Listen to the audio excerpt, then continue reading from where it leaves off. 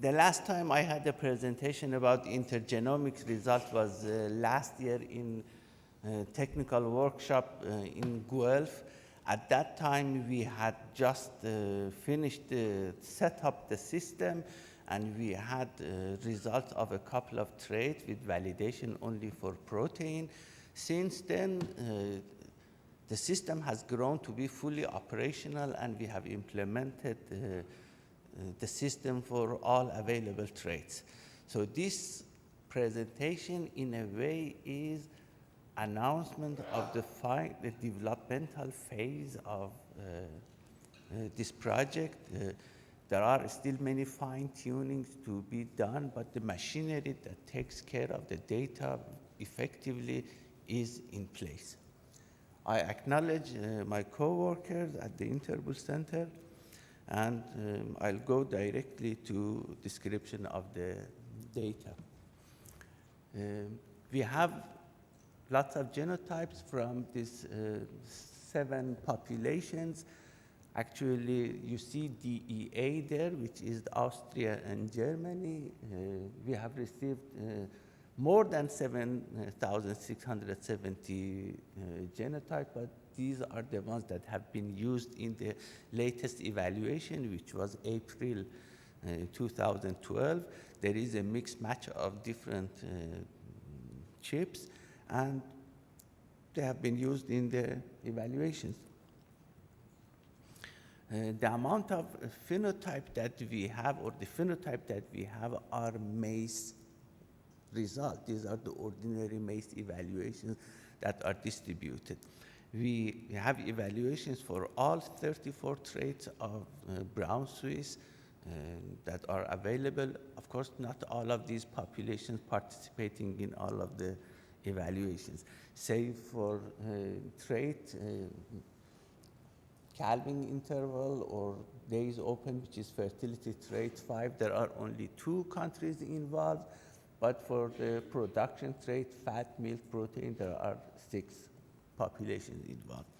And the size of reference population can be seen here as well, that, for example, for angularity, we have only 2,200 or a little bit, 2,200 reference bulls. But for the production trait, it goes over 5,000. So there is a large variation in different aspects. Here I have 2 extreme figures, one of them for fertility trait 1 and the other one for protein. I see a little bit of problem here.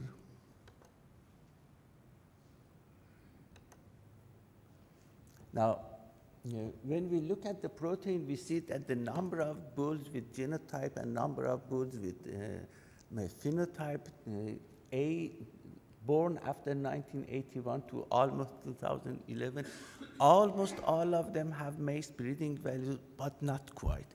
There are still a few ones born in this period, as you see from the blue line, that have been genotyped but do not have phenotype. But when you go back in time before 1981, there are lots of bulls that do not have any MACE breeding values, and of course, the young bulls.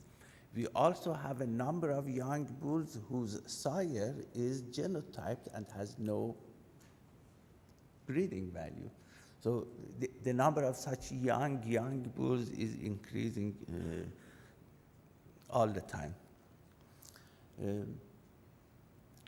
I'm showing the result here. This is the correlation between EBV and GEBV, first summarized for the 6 populations that are included.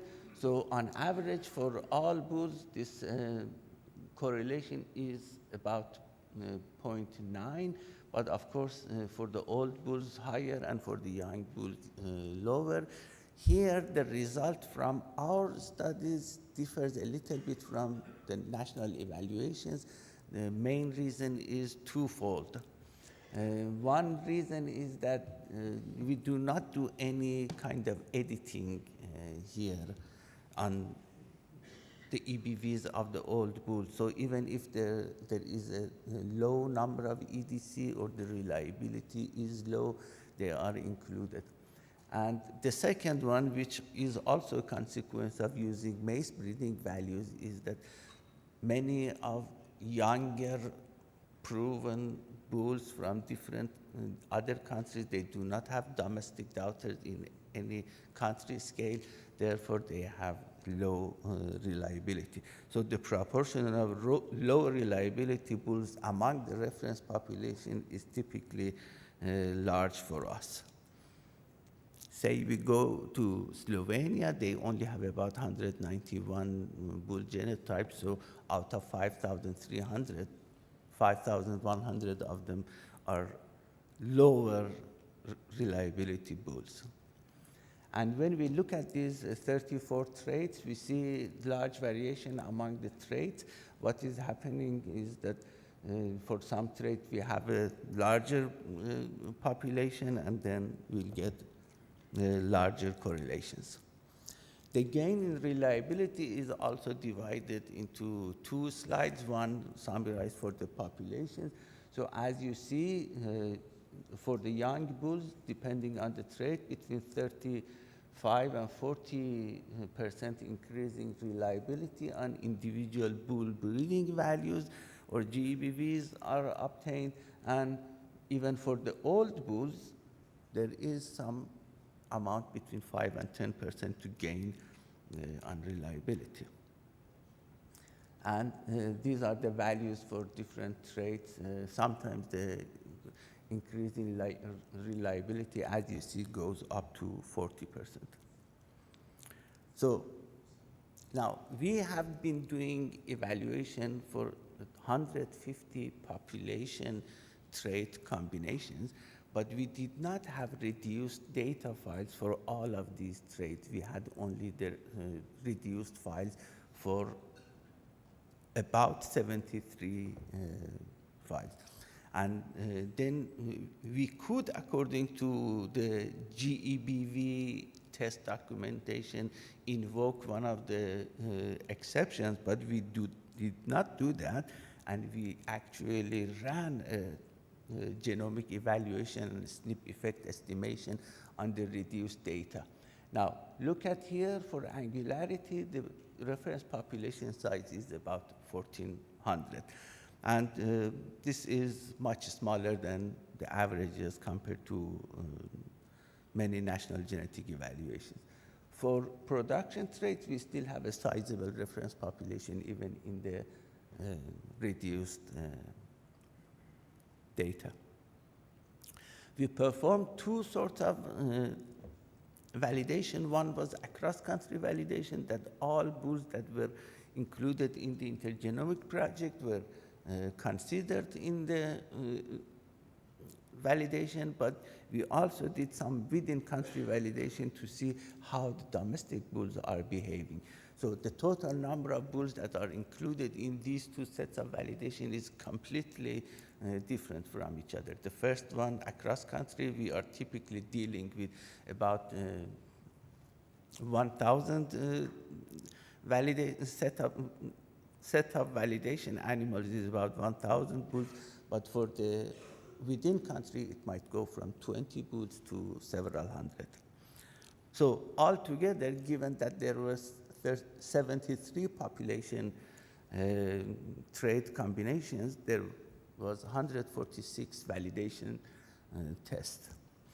Here, I have the results for these across-country validations summarized in the case that, okay, out of the 73, 52 combinations passed the test, and 21 did not pass the test.